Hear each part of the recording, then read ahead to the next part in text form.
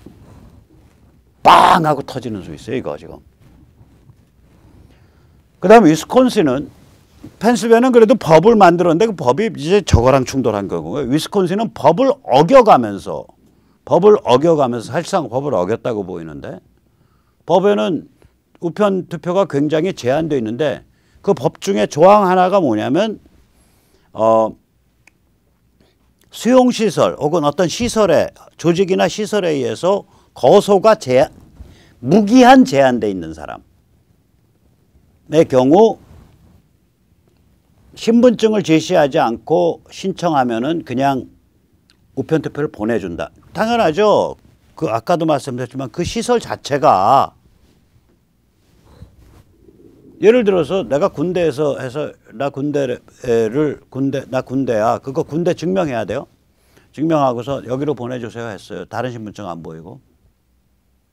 군대에서 왔는데, 야, 너 집이 너 뉴욕이라 그랬잖아. 근데 어떻게 네바다께 왔어? 보니까 너 아리조나 것도 왔나? 야, 너 지금 선거부정 저질러라 그러냐? 보는 눈이 많잖아요. 교도소도 마찬가지죠. 원래는 그런 사람들을 위한 조항인데 그거를 선거관리위원회가 멋대로 확대 해석해서 코로나도 뭐 자기 집이라고 불리는 시설에 무기한 제한된 상태 아닙니까? 그러니까 웹에서 신분증도 제시하지 않고 신청만 하시면은 전부 우편 투표지 보내드립니다. 이러고서 일을 저질렀단 말이에요, 저게. 그게 다 무효다라는 거예요. 지금 트럼프 쪽 쟁송의 내용이. 그래서 여기 펜실베이니아나 위스콘신은 굉장히 법률적으로 쿨합니다. 그 다음에 이제 조지아가 이제 감시 카메라 비디오가 터져 나왔죠. 조지아 뭐 다른 문제도 엄청 많아요. 뭐 불법 체류자로 투표했고, 뭐 딴 주에서 있는 사람도 투표했고, 뭐 그 다음에 심지어 지금 튀어나오는 얘기는 18살 이하, 16, 17짜리 애들 이름으로 우편 투표 받아가지고 투표한 것 같다, 이 얘기도 나오고 있고, 뭐 아무튼 문제가 복잡합니다, 저 조지아가. 그런데 이 감시 카메라 비디오, 그때 몇 표 올라갔냐? 트럼프는 7,000표, 바이든은 14만 8천 표 올라갔습니다. 그게 이제 다 까발겨져 가지고 조지아 저거 쉽게 못 넘어갑니다. 저기는 법률적으로도, 만약에 저걸 주지사가 또 덮어? 그럼 진짜 크게 터집니다. 법률적으로도 정치적으로도 조지아는 승산이 큽니다. 그래서 이 세 군데가 우리가 눈여겨봐야 될 때입니다. 펜실베이니아, 위스콘신, 조지아. 그 다음에 이 세 군데의 흐름을 보면서 요리조리 지금 한단 말이에요. 예를 들어서 지금 아리조나 아까도 말씀드렸잖아요. 거기 보면, 뭔 놈의 성명서가 그렇게 조잡해. It is just technically impossible. 그렇게 써놨어요. 기술적으로 불가능합니다. 저희가 특별 회기를 지금 소집하고 방법이 없습니다. 오케이? 그래가지고 주지사가 서명해서 선출인단이라고 보내놨어. 12월 8일 날. 근데 저게 터졌네. 펜실베이니아, 위스콘신, 조지아가. 그러면 이제 아리조나 주의원들, 공화당 주의원들 다 튀어나와가지고, 야, 우리가 그때 말했잖아. 너 그거 보낸 거 무효야. 무효 선언을 한단 말이야. 그리고 이제 댕댕거리겠죠. 특별하게 모여야 돼. 댕댕거리면은 이제 민주당은 협조 안 하죠. 내년 초 되면 특별하게 되잖아요. 그때 정한다. 그러니까 아까 말씀드렸잖아요. 12월 8일, 12월 14일, 1월 6일. 이게 다 의미가 없어져 버리는 게임으로 지금 들어가고 있다라고 백모가 말하는 게 아니라 미국의 법률 전문가들이 그 말을 하고 있어요. 미국의 뭐 앵커가 그 말하는 것도 아니고 지금 일선에서 막 투쟁하고 있는 저기 린 우드나 시드니 파월이 그 말하는 것도 아니고 상당히 냉정한 사람들이 그 말하더라고요. 그래서 이제 미시간이나 아리조나는 이제 눈치를 보는 데고요. 뭐 되는 대로 돌아가야 될 때가 뭐 네바다죠. 네바다는 되는 대로 돌아갈 것 같습니다. 자, 대충 이렇게 진행되고 있습니다. 자, 이제 마지막 말씀드릴 것은 이제 많이들 서명해 주셨어요. 이제 3,000명 이짝저짝 되는데 지금 아시겠지만 문재인 586은 원래는 모더나 화이자를 입도 선매했어야 돼요. 이 세뇌 탈출 열심히 보신 분들은 기억하실 거예요. 제가 모더나 화이자 저거 심상치 않으니까 입도 선매해야 된다. 라고 제가 뭐 여름부터도 얘기했죠. 초여름부터. 그런데 분명히 이거 나중에 감사해 보면요. 입도 선매하는 게 좋습니다라는 보고서 올라갔을 거예요. 그게 묵살된 거예요. 전부. 묵살시켜 놓고서 불과 한 1, 2개월 전에 그 이거 담당하는 그 보사부의 백국장인가 임국장인가 뭔가란 자가 뭐라 그랬어요. 중국산 백신 좋아해? 시노팜 백신 좋다고 해? 우리 그거 수입할까 생각하고 있어 해? 그따구 소리 했잖아요. 그리고 보건복지부 보복부 저기 누구야 임 장관인가 그 무슨 장관 있죠 박 장관인가 뭔가 그 인간 얼마 전에 그랬잖아요. 저희 지금 스케줄로 봐서는 내년 말쯤이나 돼야 이게 내년 하반기 말 돼야 이 백신을 충분히 다 놓을 것 같습니다. 오케이 최선 다했네. 얘들 최선 안 다하고 있는 거예요. 그리고 이제 국민들이 중국산 백신에 대해서 이제 뭐라고 말하니까 아스트라제네카랑 공급 계약했다는 거 아니에요. 아스트라제네카는 아직 임상시험 통과도 안 했고요. 임상시험 때 1명 죽었었어요. 그래가지고 늦춰졌다고요. 아스트라제네카는 빨리 임상시험 다 끝나봐야 2, 3월이에요. 그 말이 되냐고 지금. 당장이라도 모데나 파이자 방장이라도 1,000만 명, 2,000만 명분 갖고 들어와야 될 거 아니에요. 지금 아마 일본은 아마 1월이면 아마 맞추기 시작할 걸요. 대만도 굉장히 빨라요. 그래서 저희가 야 얘들은 코로나 덕제를 하루라도 더 끌려고 하는구나. 코로나 덕제 당장 중지해라. 그 다음에 모데나 파이자 백신 도입해라. 그 다음에 국민에게 백신 접종 선택권을 부여해라. 모데나 파이자가 95%란 말이죠. 지금 그 전염률이 1.5예요. 회전율이. 그러니까 회전율이 1.5면 전 국민의 한 33% 정도가 면역력을 횡성하면은 전염병이 잡힙니다. 그래서 전 국민의 33%가 면역력이 확면 대개 한 1,700만 명이에요. 그런데 이게 그 백신 맞고서 면역이 형성되는 비율이 95%니까 뭐 많이 맞으면 한 1,800만 명 맞으면 돼요. 그거 한 2배 가까이 더 맞아서 3,000만 명 맞으면 끝나는 거예요. 그러면 여러 가지 이유로 나 백신 맞기 싫어라는 사람들한테는 백신을 안 맞을 권리를 줘야죠. 그 백신 안 맞는다고 해서 테러범으로 간주하겠다는 그건을 한 자를 끌어내다가 재판해야 됩니다. 국회의원 빠지 달고 그런 그건 하는 자를 무식하고 나치스럽습니다. 나치. 뭐 저는 뭐 김일성 저기 그 똘마니스럽단 말은 안 할게요. 나치스럽다. 새겨 들으십시오. 자, 그래서 이거를 우리가 서명으로 뭉쳐가지고요. 언론도 압박을 하고 저 비실비실한 국민의힘도 압박을 하고 이래서 이 투쟁에 나서도록 만들어야 됩니다. 백신 투쟁에. 그래서 www.lisol.kr/s1입니다. 여기 이제 우리 이제 그 종교계 쪽 지도자들도 이제 같이 하시기로 했고 그래서 이게 한 30만 명 이상, 100만 명 이상 서명 될 것 같습니다. 내년 초가 되면. 지금은 한 3천 명인데 계속 서명해서 우리가 이제 움직일 때가 됐습니다. 같이 한번 좀 서명해 주시고 같이 움직이시죠. 서명으로 뭉쳐서 싸우자. 서명으로 뭉쳐서 싸우자. 자, 그리고 이제 그 리솔은 이제 그 리버티 연대, 리버티 솔리다리티 준말이죠. 국민주권 자유시민연대가 중심이 되고 다음에 또 그 저기가 또 중심이 됐어요. 정교모, 사회정의를 바라는 전국 교수 모임, 그 수천 명 교수님들 모여 있는 쪽이 또 중심이 돼서 둘이 연대를 해서 리솔, 국민주권 자유시민연대가 리솔로 거듭났습니다. 그 리버티 연대로. 여기서 이제 이렇게 굉장히 합법적인 방식이에요. 메시지로 이제 그 소식을 전하는 네트워크를 짜고 있는데 저희가 중고 핸드폰이 좀 부족해요. 공기계, 안드로이드, 아이폰 아닙니다. 안드로이드 공기계를 좀 보내주시기 바랍니다. 충전기 있으면 같이 보내주시면 더 좋고요. 서울시 종로구 삼복로 57 호수빌딩 9층 V36. 여기가 저 그냥 월 한 5만 원, 10만 원 내는 그 법인 등록하는 사무실이에요. 그래서 반드시 이 수취인 이름을 사단법인 역사문화센터 02-2233-2007로 해주십시오. 죄송하지만 택배비는 선불로 부탁드립니다. 네, 그럼 오늘 여기까지 모시겠습니다. 감사합니다.